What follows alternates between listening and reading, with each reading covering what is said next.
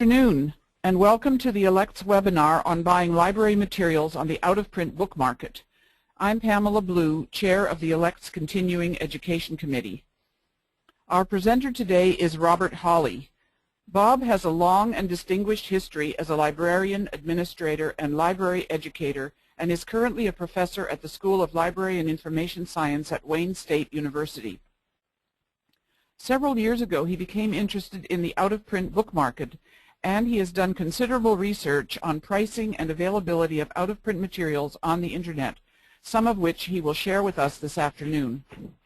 If you have questions for Bob, please type them into the question box on your screen, and Bob will do his best to answer them at the conclusion of his presentation. Also, please note the session will be recorded, and you will receive an email shortly after the conclusion of the webinar with a link to the recording. You will also receive a copy of Bob's slides, which include a short bibliography. And now I'm going to turn the presentation over to Bob, and there may be a slight delay as Bob gets started.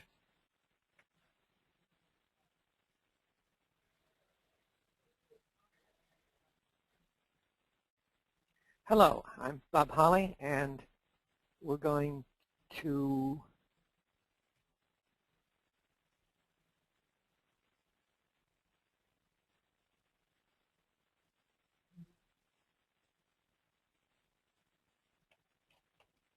talk about the out-of-print book market today. This is the first of two webinars. The one today will be purchasing materials on the out-of-print book market. The one that will be offered on October 23rd will be how libraries can sell materials both at traditional book sales, to dealers, and on the out-of-print book market.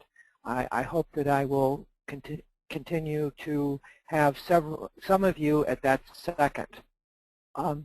Here I am. I'm currently a professor of library and information science at Wayne State University, but I also spent 20+ years as an academic librarian.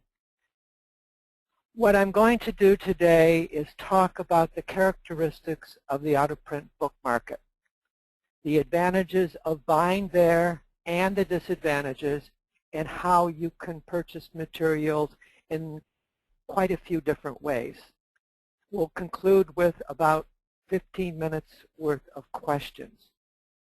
I would like to start by learning what familiarity you have with the out-of-print book market.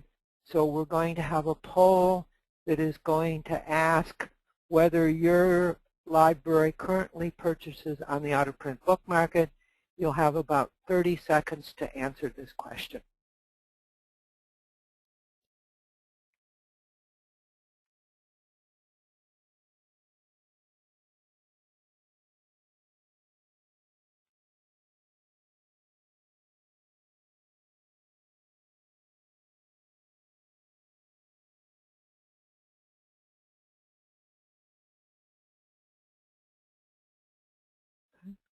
I'm a bit surprised. You're a very good group on buying on the out-of-print book market. So you're all actually already doing it. The second question that I'm going to have is what percentage of materials you buy on the out-of-print book market. If you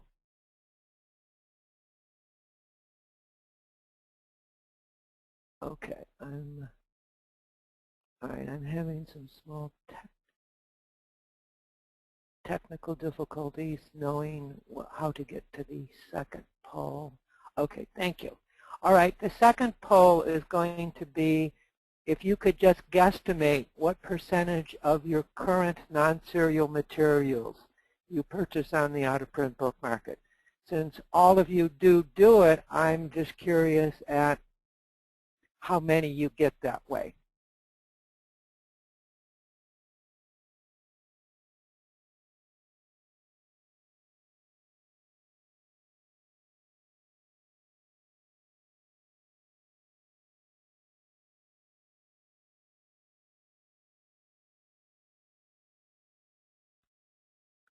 Okay, it looks as if some of you actually make substantial purchases on the out-of-print book market, but that the majority of you purchase relatively few things.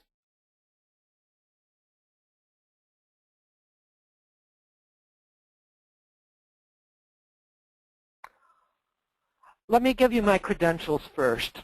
I got involved in this as a research area because I wanted to value the donations that I gave to libraries. And so I was using the various out-of-print sources to get the valuations. Around 2003, 2004, I was surprised at two things.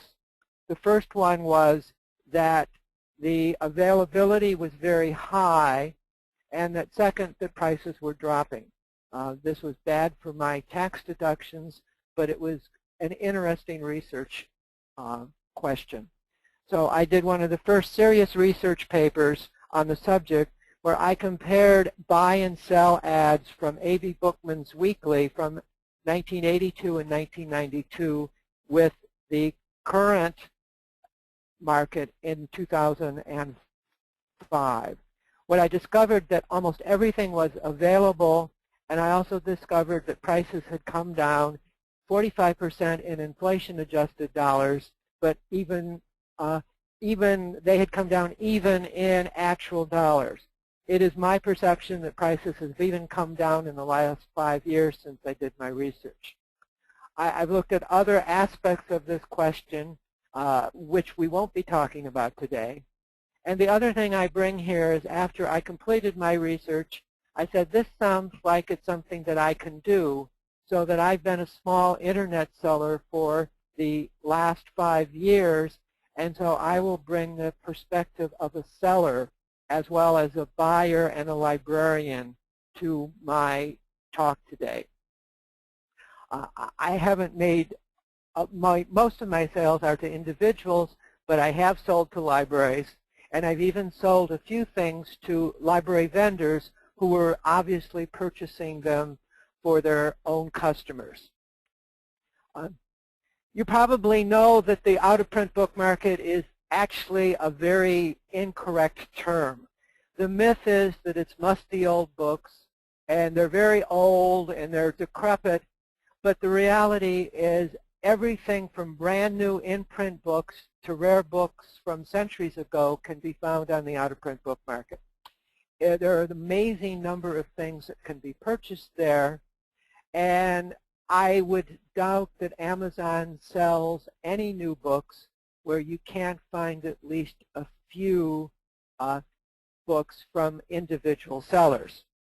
The second myth is that the books are hard to find and expensive, and the reality there is that the various tools, both from the individual sellers and from the meta search engines, make things easy to find. And while there are indeed expensive books, and in fact I have discovered that rare books are the one area where prices have not gone down because of the efficiencies of the market, but you can find what you want easily and prices are competitive. I was especially pleased as a buyer when I was able to satisfy 2 of my Romance language faculty, since I'm still a selector in our library system for the Romance languages, and was able to find the out-of-print materials that they liked. And in one case, I believe that I found the only copy that was available for sale anywhere in the world. The second one I felt even better about because it took me 5 years to find it for the faculty member, but I eventually did. The characteristics of the OP market for books are that there are literally millions and millions of books available. Amazon.com, for example, has 30 million discrete bibliographic entries. Some of these may be duplicates, but this is a very, very large number of titles. Half.com, which is part of the eBay empire, has 9 million titles, so it's smaller, but it too has a lot of materials available. I have noted that even before books are officially published, there are people that are already willing to sell them. My guess is that those who receive review copies, very quickly do their reviews, or if they're not going to do the reviews, put them up for sale, and so that you can occasionally buy books on the out-of-print market before they're officially available.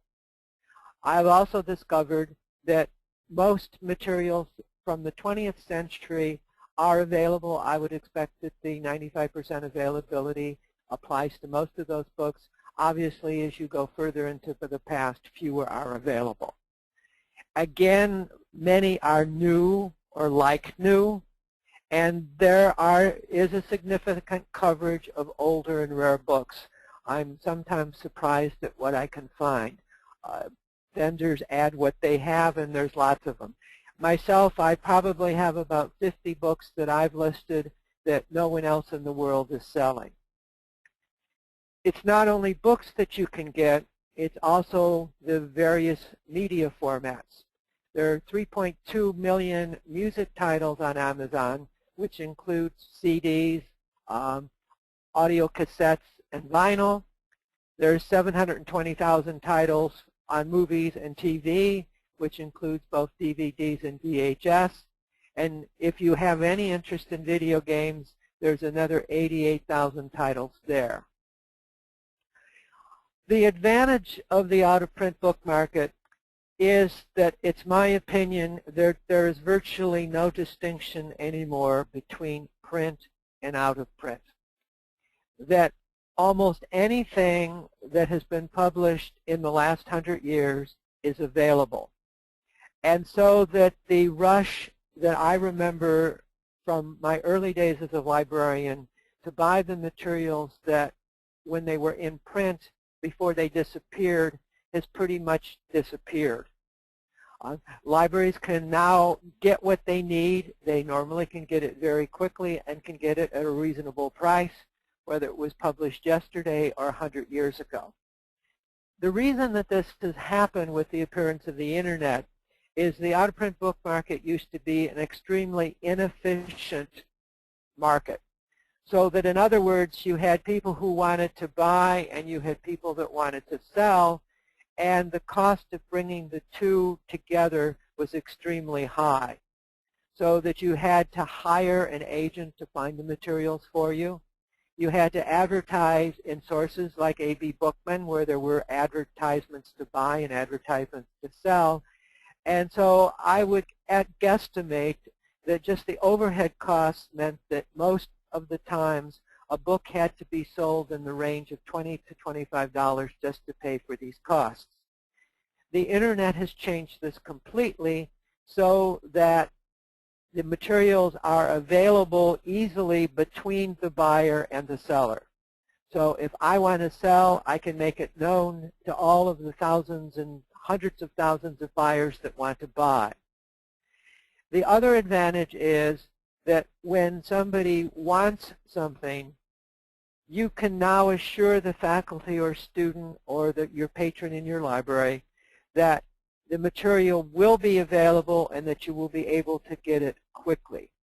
So that no longer will you have to deal with the fact that the material that you thought you could get for your patrons should have been available, it's no longer available, and that you don't know what to do next. The specific advantages are that if you want to build your collections retrospectively, that you can go in and find the needed material. So that, let's say that your academic institution, because they do most of the retrospective purchasing, has a new degree program. And so there are faculty and students who need things that are no longer in print, and the out-of-print book market is a good, excellent way to get those materials. The second area is if you have missing books. As we all know, the best sign of a good collection development decision is that somebody steals the book. That this is a way to get replacement copies. Unfortunately, there's no guarantee that they're going to stay on the shelves. I put a question mark by preservation, because if your books have fallen apart and you're trying to buy an identical copy, if it's a question of poor paper, the copy is as likely as your copy to have those issues. I have to list many books, some of them published in the last 20 years, as having significant degradation, yellowing, boxing, tanning, however you want to call it. On the other hand, if your copy fell apart because of heavy use, it might be possible to get a copy from the out-of-print book market that will have been not as heavily used and can serve as a new copy that won't have the same faults as the old copy. One of the more interesting strategies is that there is a trajectory of downward pricing as materials become older unless they are rare materials and very popular. And so my favorite example here is that, let's say again that you're an academic library and you would like to build up a popular fiction collection for your users. Instead of paying the $30 to $35 and even more by buying the materials when they come out and when they're in print, if you can wait a couple of years, these are exactly the type of materials that you will be able to buy at Amazon for the penny plus the $3.99 shipping. So that once formerly popular things become less popular, there are hundreds of thousands of items that can be obtained in the out-of-print book market for less than $5, even when their original prices could have been $50 to $100 and even more. And so that these things become much less expensive as the time goes on. The other use that libraries have made of the out-of-print book market, including my own library, is to use the out-of-print book market as a substitute for interlibrary loan. So this is one of the facets of patron-driven acquisitions, which is a very hot topic these days in the acquisitions world. So that if you get a request to interloan an item that is relatively inexpensive, and by this I would say $25 or less, it is a good option to consider purchasing the material instead of interlibrary loaning it. First of all, the item will arrive almost as quickly. Most buyers ship their items quickly, especially if you're willing to pay for first-class postage. They should arrive in a few days. Instead of having to return the item at the end of the loan period, the user can have it as long as the user wants it. So if this is a faculty member that's doing continued research in this area, it is quite possible then to get the material and keep it. And in fact, if you want to get it to the user quickly, and this is a trustworthy person within your community, you might even give it to them and do the cataloging when it finally comes back. The final reason is that ever since the Pittsburgh study of many, many years ago, past use is the best indicator of future use. And so that if someone wants it today, this greatly increases the odds that someone will want it tomorrow. I do have one small caveat from talking to the faculty on my own campus, is that they suggested that the interlibrary loan form might ask whether it should be purchased or not, because in some cases the user just wants to see whether it's worthwhile and really won't know until the item has arrived. So what we are seeing here is the radical shift in building library collections, at least for academic libraries, from just-in-time from just-in-case. So that the academic library used to build up the print collections because somebody might want them in the future, and if someone wanted them in the future, they would be difficult to obtain. Now the academic library can get the materials just in time because they don't need to worry that because they didn't purchase it today, it won't be available tomorrow. This is obviously different for most purchases in public libraries, because public libraries still need to give users what they want right now without having to, without having the wait. So the public library user moves in. The school media user also probably could wait because often it is possible to get those materials when they are needed. I'm married to a school librarian, and she saved lots of money by buying last year's reference book with the small amount of money that she has for purchases. There are disadvantages, however. The main disadvantage is that, with an exception that I'll talk about later, most of the time the library needs to deal with multiple vendors. So that one of the main reasons why libraries have used jobbers is that you get 100 books in the same shipment on the same invoice, and that you can pay with the same check. This is more difficult when you go into the out-of-print book market, because often you are purchasing items from multiple vendors so that each purchase is a separate shipment. And again, when I talk about purchasing, there are some ways around it, and so each purchase may also be a separate financial transaction. And so that can create some issues.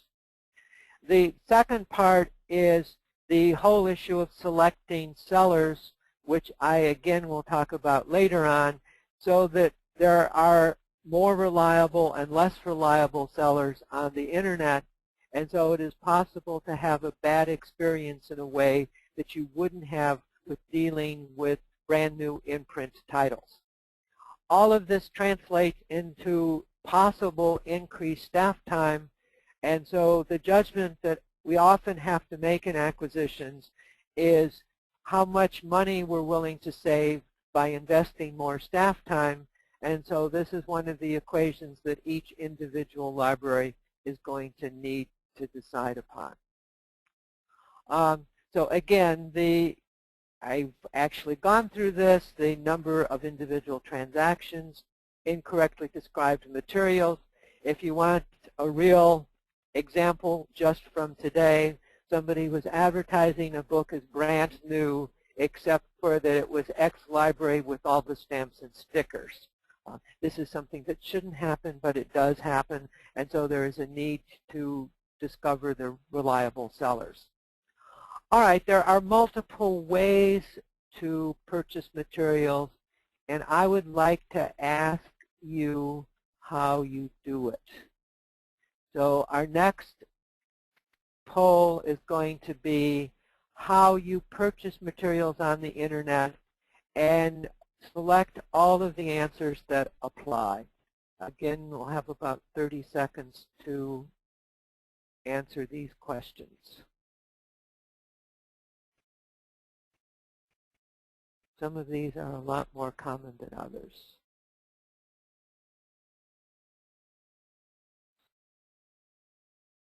Okay, and I can see the answers coming pretty much as I expected them.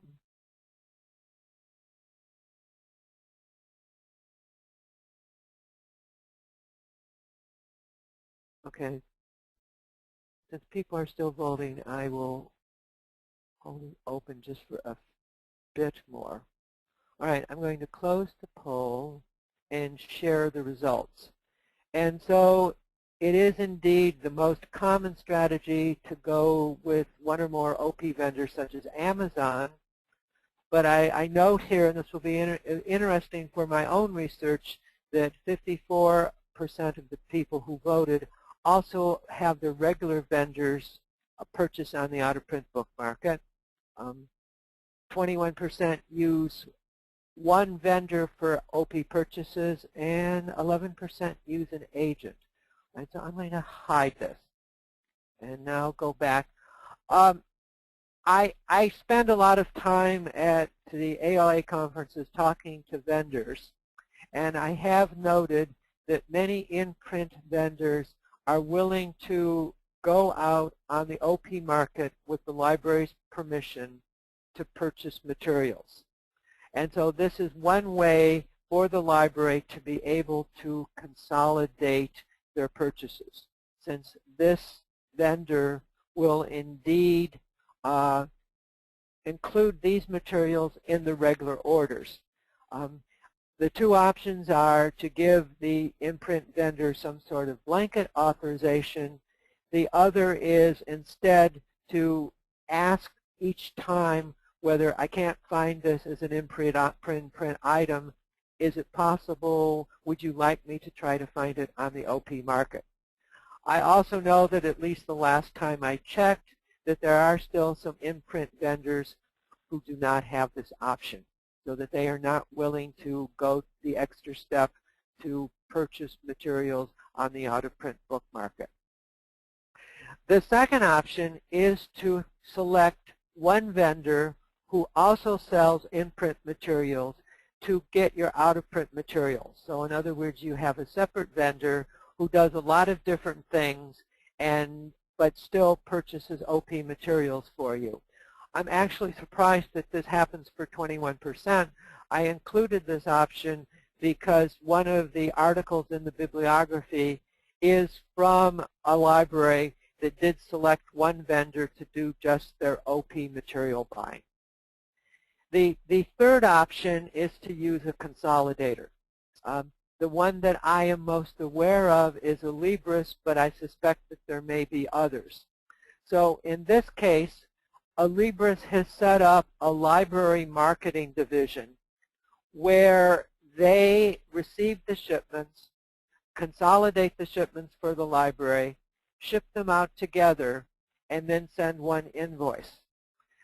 The disadvantage of this, as possibly the disadvantage with using your imprint vendor, is that you could get a better price on your own, but this again solves those issues of the multiple invoices and the difficulties of getting the materials in multiple shipments and multiple ways to pay. The final one is to buy from individual sellers. This was the most popular option, so that 96% of you bought from vendors such as Amazon, where there were where you purchase, each purchase is individual. The good thing about Amazon, and I've heard from people, is that it is possible to get a corporate credit account and then pay only once a month. I know of other libraries that check every single item at Amazon before they place it with their regular imprint vendor, and that the director of the library uses his personal credit card with authorizations from the library. And so while every sale is individual as far as the shipping, there is one payment with the credit card at the end. The last possibility is to use an agent. One of the things that used to have happened before the internet where there were people who specialized in getting request lists from libraries and going out on the internet and purchasing the materials. This was the least popular choice, and my sense is that this option is one of those that is disappearing.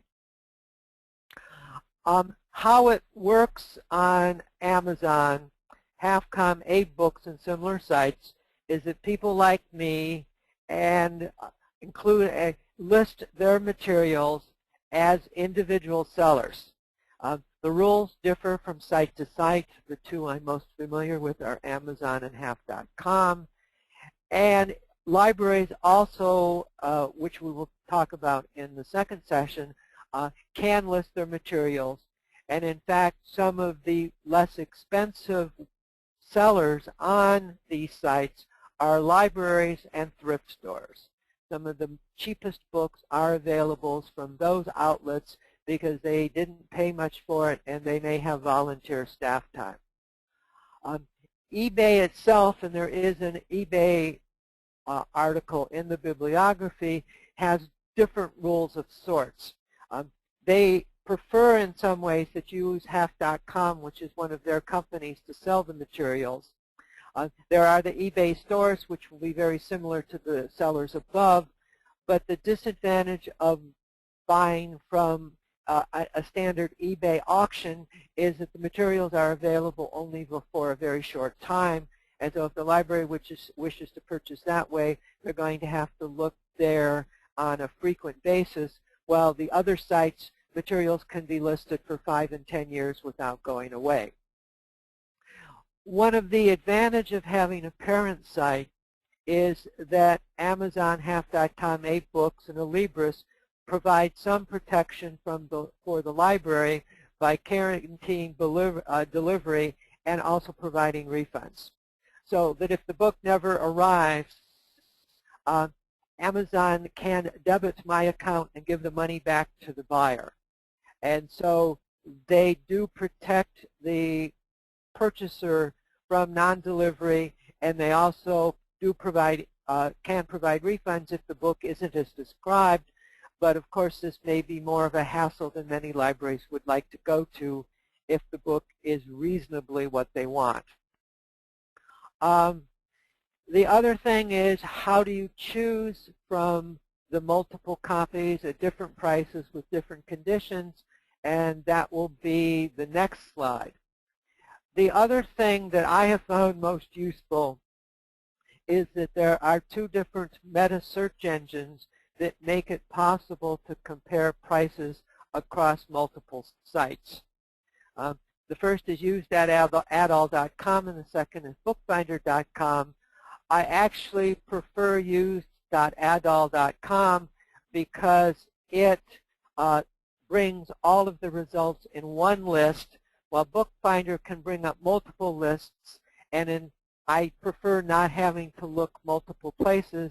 And used.adall can say that if you do find the book that you want, that you can then match on it. One of the issues from both of these is the same issue that we have when we have meta search engines on our own library catalogs, is to provide the results quickly enough. They do time out, so that the book actually may be there and may not be listed just because the meta search engine decided that the user wanted results and left. And so for some of my research, I have done multiple searches on the same item, and the results may vary by 5 or 6 items at the most between the searches. The buying from individual sellers has a couple of good tricks. The first one is that the vendors get rated by their customers, and this is one of the most important things to look for. It's not quite as easy as it might sound, because even the worst sellers on the internet still tend to have good customer ratings. The sellers with 98, 99, and 100% are probably the ones to stick with. Even when you get down to 94 and 95%, that indicates a certain degree of reliability, because that would mean, for example, at 95%, that there's a problem with 1 out of 20 transactions, and that's actually not a good rate. The second thing is to choose vendors that provide more complete descriptions. One of the reasons that I, as a seller, can compete against the larger sellers is that I spend the time so that the book you get is what you expect to get unless I make a mistake. So that I give a very, very complete description, and I occasionally sell books that are in horrible condition, but at least I have described them as being in horrible condition. The final thing is that the vendor evaluations also give how many transactions the vendor has had, and so there could be some risks with choosing vendors with little experience. On the other hand, everybody needs to get started at some point, and you might just have excellent experience with someone that has sold relatively few books. The final point, and I don't have a poll here, but I would be curious to know how many of you know about these vendors. There are certain large vendors called mega vendors who have developed sophisticated computer programs to sell materials that they don't own. So that if they notice, for example, that I'm selling something cheaply on one site, they will list my book on another site at a more expensive price. And they have sophisticated programs that do this via computer, so they're not involved in it. The issue here is that since they're selling the materials that they don't own, they have to trust these multiple vendors, and your possibilities of getting a defective book are greater than if you are buying directly from the vendor. It is possible to note these types of vendors in a couple of different ways. The first one is that for the very reasons that I just stated, their approval ratings tend to be in the low to mid-90s, and in the second one will be that you will note that they have hundreds of thousands of ratings at times. There are exceptions to this. If Better World Books is selling it, it does mean that they own it. It does mean that they've actually looked at it. It does mean, however, that they have done a much more standardized description, but they're not doing what these other vendors are doing.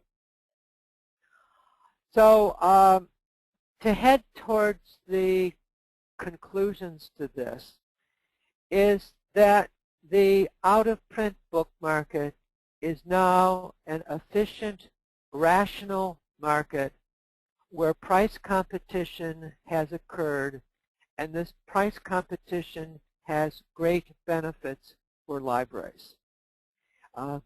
Before, it was difficult to find these materials. The buyers and sellers could not connect. Now this is easy, and you have multiple sellers trying to vie for your business, and so that the prices have gone down, and so materials that would have cost at a minimum $20 to $30 in the past are now costing in the range of $1 or $2.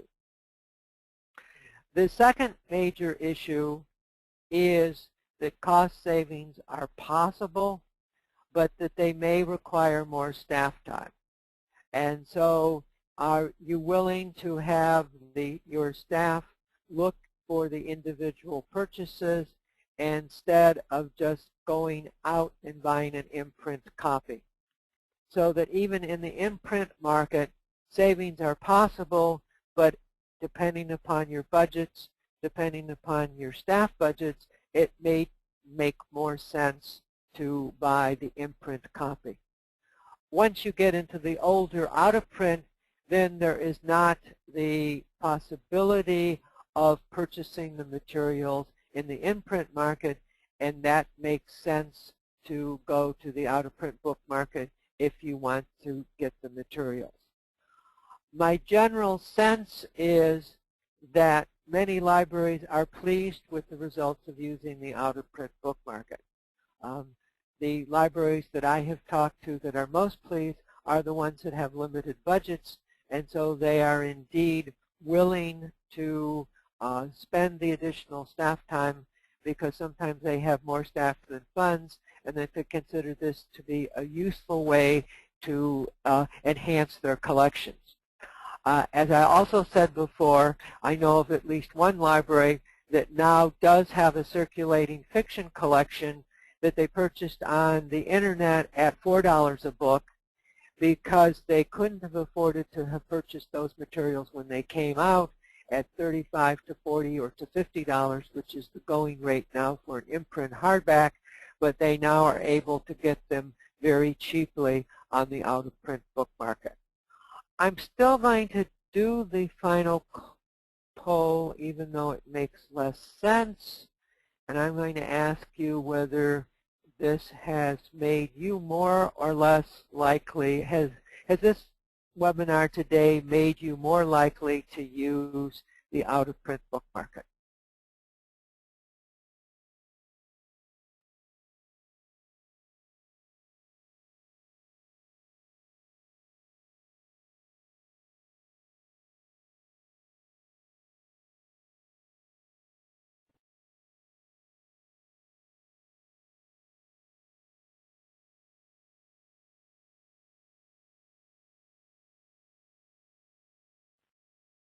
Okay, I have here that 50% said yes, 25 maybe, and 25 no. as we head into the question and answer session, I would particularly like to hear from the people that might have questions and who see the difficulties in the market. Okay, actually, since I have a bit of time, let's go through the bibliography. Against the Grain, which unfortunately is difficult to find in electronic format, had a special issue on the out-of-print market in November of 2009. And so a whole lot of people, myself included a fair number of articles on the out-of-print book market, as well as several articles on the print-on-demand market, which is similar. This one is the article that I described earlier, that they outsourced their out-of-print acquisitions.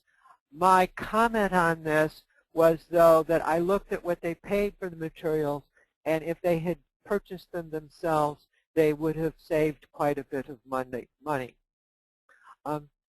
This is about adding new ways to acquire old books. This is actually earlier. It has some good information, but is a bit out of date. This is my research study. My sense right now is that this is the only one. What I was dealing with were mostly antiquarian books. If we have any science and technology librarians here, I have some draft results from a second study, and that science materials are even cheaper on the out-of-print book market, and it appears that the reason is that those libraries that don't want them are selling them, either directly or from the dealers who buy withdrawn copies. This is availability. They were trying to figure out if they went to the used book market what percentage they could get. This is the person who's actually a school media specialist who used eBay as a collection development tool. And this talks about the fact that it's become a lot simpler than it used to be. This is the one popular book that is designed for the general public, but he has lots and lots of tips on how you can go into the out-of-print book market, find bargains, and save money. And so I've read this book, and it's well worth your while if you are interested in a more popular approach. All right, let us now go to questions, and let me see what sorts of questions we have. Okay, Okay, the first question I have is, do many libraries sell their out-of-print books on the book market? And the answer is quite a few. This actually will be the subject of the second webinar. I'm going to be talking there about how libraries can sell their used materials either directly or indirectly.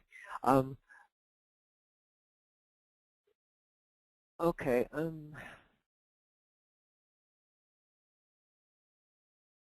Okay. I'm having. Oh, okay.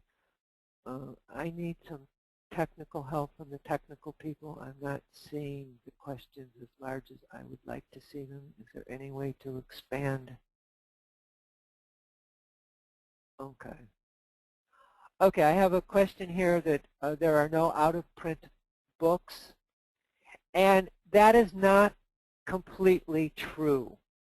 There are a fair number, there are some difficult to find books that you won't be able to find either on the regular or the antiquarian market. If you want to look at the print-on-demand market, the bookfinder.com and usedadall.com also include print-on-demand titles. since I'm not interested in this market, I can't be sure, but I suspect that you can check off options so that all that you get are print-on-demand titles. And so there's that availability. If you go to the against the grain issue that I've talked about, you will discover that John Riley, who is one of the other experts in this area, has an article in that issue on print-on-demand, and this has been one of the very successful areas. Okay.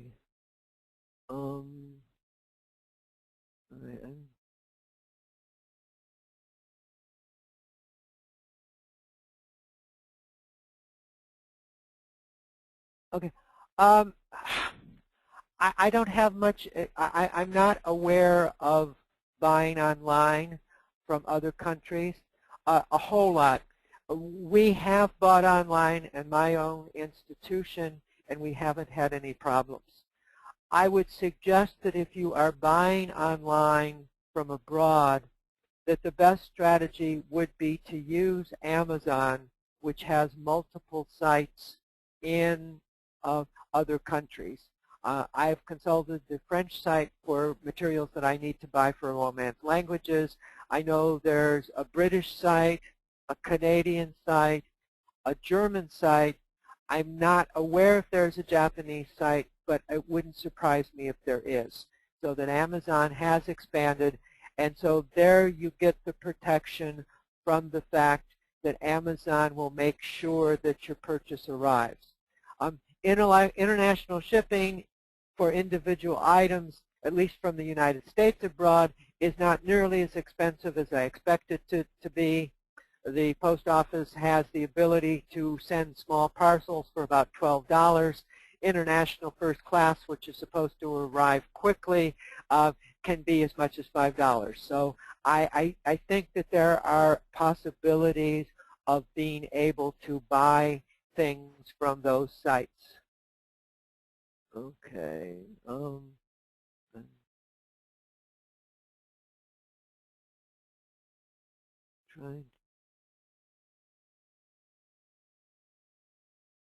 Okay, I haven't used Fetchbook, so I have not used that one. You are coming up with an excellent point here, though, that books without ISBNs are more difficult to purchase because they're harder to list. The ISBN is one of the best inventions in the world.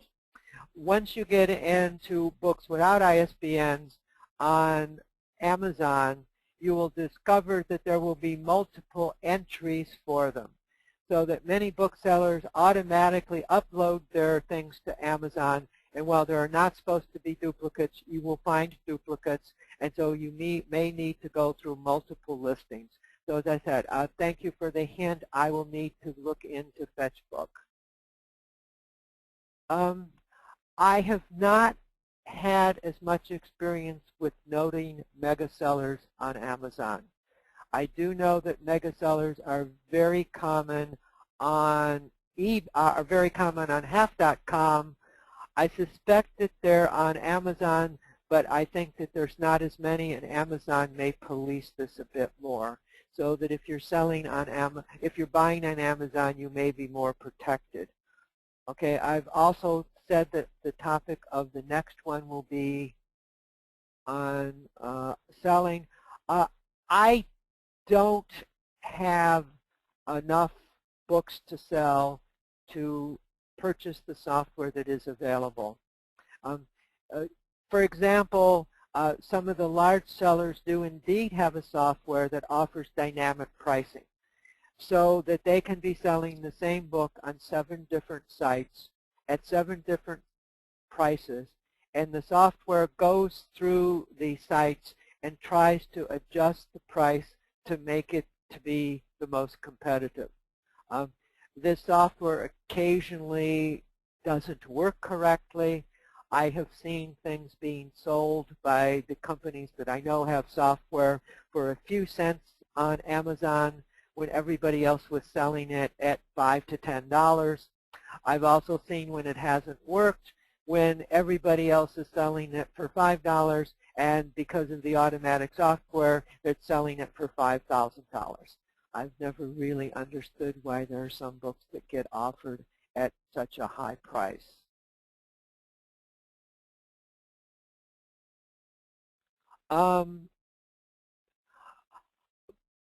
In the sample list that I had for materials, A.B. Bookman's had a fair number of foreign materials, and I was able to find them.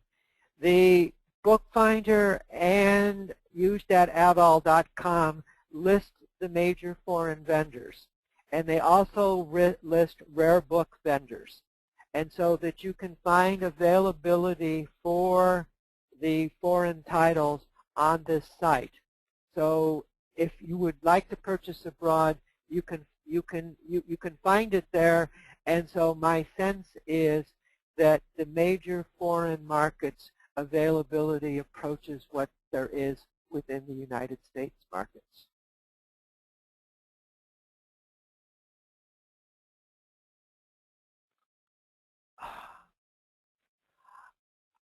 Again, I'm being asked about whether ABA and other iLab and other professional organizations in purchasing library materials.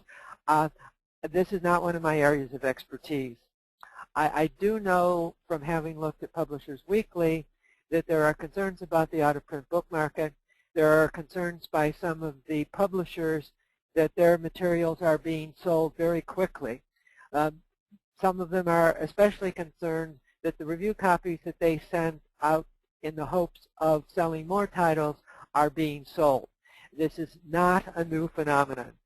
If any of you have ever been to the Strand bookstore in New York, for many, many years, long before the arrival of the Internet, they had the policy that anybody could walk in with a brand new book, sell it for 25% of the list price, and then they would sell it for 50%.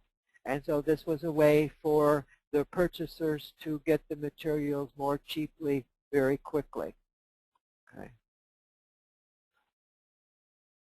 Okay, I was asked to clarify that vendors that they don't own. Does that mean they try to fill orders after they receive them?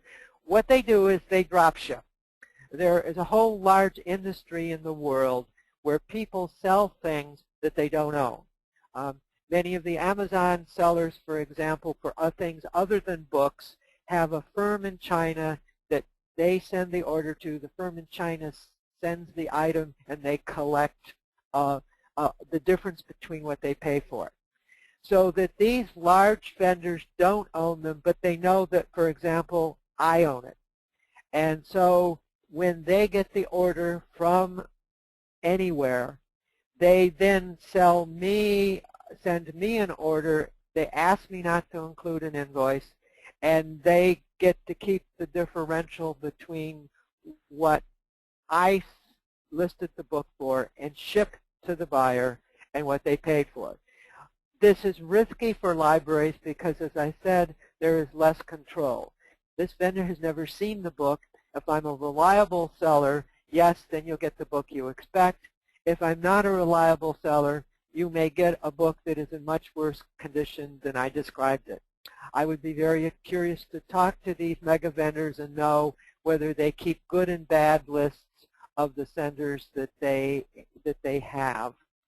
Okay, I am now trying to see whether I have answered all of the questions or not. Okay. Okay, I had a question about the poll, which is too late. Okay. I believe that I've answered all the questions. Okay. Okay, I have somebody here that has a whole bunch of stuff to sell, and they'd like to hear about the upsides and downsides of this as well. And especially with my selling experience and with knowing how things get sold in the library market, I will spend quite a bit of time on the various ways to sell library materials. And I will even talk of the traditional book sale. I purchase many of my materials at library book sales, and I think that I can help you get more money from the people that come in to your book sales than you get. Okay. I'm still trying to make sure that I've answered. Okay, and somebody wanted to make sure I read the questions. Okay, this is my first time doing. Okay, Better World Books is not a mega vendor because they own all their stock. What Better World Books does is get the materials that libraries, for the most part, ship to them. They have a warehouse outside of South Bend, Indiana that I have visited, and so they have people that very efficiently list the books so that they actually see the books, have them in their own possession. So this is different from the mega vendors who don't own the books. All the mega vendors have is a sophisticated program that goes out and determines that in market B they can sell something for more money than what I have listed it at market A, so they sell my book. These books have been as expensive as $100, where I suspect they're selling it for $200 on another market. But I have been surprised at times where I have listed a book for 75 cents and the mega vendor still wants to get a little bit of money for the item by selling it at a little bit more than I have it. So again, it's a sophisticated genius with wonderful software that has found a way to use it. It's a little bit, in fact, on this market like the flash traders are doing on the various stock exchanges. They're not very well liked by both buyers and sellers, but on the other hand, at least some of the markets have not taken any steps against them because they generate large amounts of revenue. Okay, I believe that I've answered all the questions. I believe that it is very close to the witching hour for this session to end. I hope that I did indeed provide you with what you wanted to know about this. If you have any questions after this that have come up, my email address is aa3805@wayne.edu, and I would be willing to answer your individual questions. So I thank you all.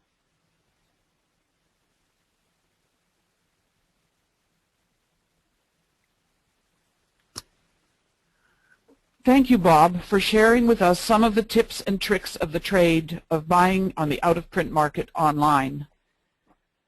We hope today's session was the first of 2 webinars Bob has developed for ALCTS. The companion session, entitled Maximizing Revenue from Selling Withdrawn Books and Unwanted Gifts, will be offered on Wednesday, October the 27th at 2010, also at 2 p.m. Eastern Time. We hope you found today's session useful.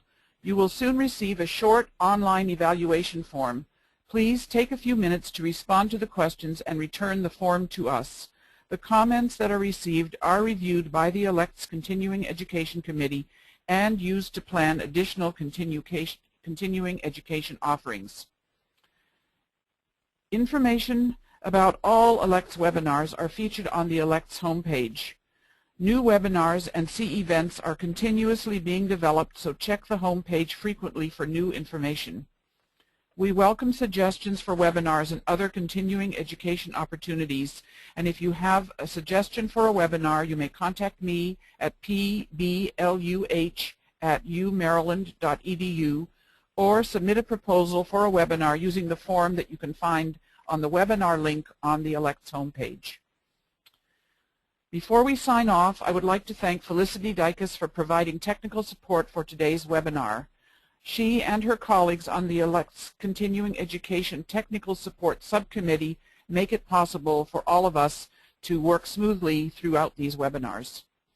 We sincerely appreciate your attendance today and hope you will join us again for Bob's second webinar on the 27th of October, as well as the other presentations we have planned.